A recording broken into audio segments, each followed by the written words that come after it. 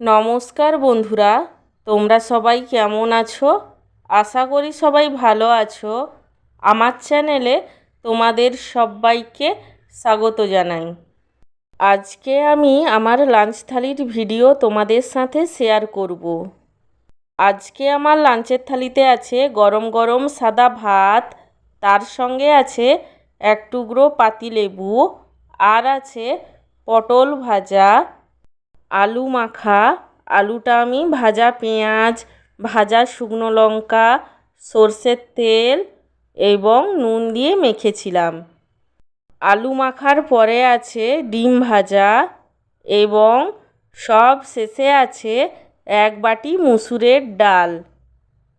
আমার আজকের এই সিম্পল লাঞ্চ থালির ভিডিওটি তোমাদের কেমন লাগলো সেটা কমেন্ট করে জানিও।